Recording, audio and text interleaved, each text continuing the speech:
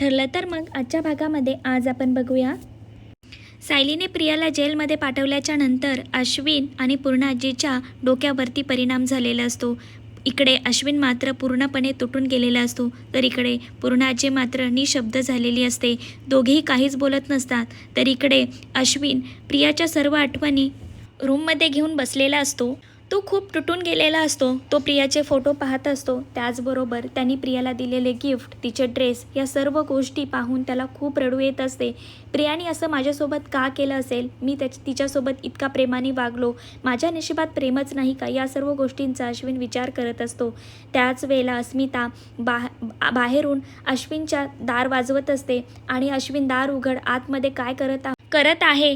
अश्विन तिच्या बोलण्याकडे दुर्लक्ष करतो आणि तो प्रियाच्या आठवणीमध्ये रडत असतो। अश्विन दार उघडत नाही ते पाहून अस्मिता सर्वांसमोर येते आणि सर्वांना म्हणते, अश्विन दार उघडत नाहीये, मी खूप दरवाजा वाजवला तरी। तर सायली, अर्जुन, चैतन्य, अस्मिता सगळेजण पळत जातात आणि बाहेरून अश्विनला आवाज देत असतात। पण अश्विनच्या मनामध्ये वेगळेच विचार सुरू असतात। अश्विन ड्रॉवरमध्ये असलेला चाकू काढतो, तो प्रियाचे सर्व फोटो जाळून टाकतो। चाकू काढतो आणि स्वतःची नस कापूनच घेणार असतो। तर इकडे अश्विन, सायली, चैतन्य, अस्मिता खूप आवाज देत असतात। तर अस्मिता सर्वांना म्हणते, अश्विनचा दार उघडा, स्वतःचं बरं वाईट काही करून घेईल।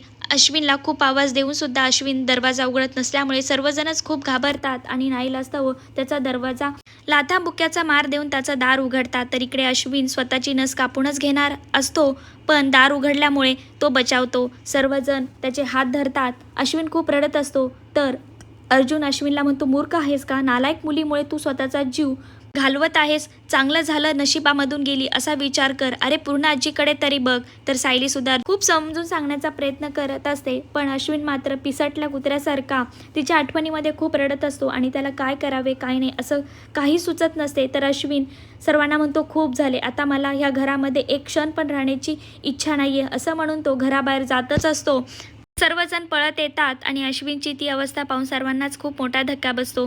तर चैतन्य सर्वांना म्हणतो, अश्विन आतमध्ये आत्महत्या करण्याचा प्रयत्न करत होता, पण आम्ही आल्यामुळे ते संकट टळले। तर प्रतिमा सर्वांनाच खूप मोठा धक्का बसलेला असतो। आता अश्विनला कशा प्रकारे सर्वजण सपोर्ट करणार, अश्विन या प्रियाच्या आठवणीमधून कशा प्रकारे बाहेर पडणार हे पाहण्यास अतिशय रंजक ठरणार आहे। असं सिरियलच्या सर्वात आधी अपडेट पाहण्यासाठी माझ्या चॅनलला सबस्क्राईब करा।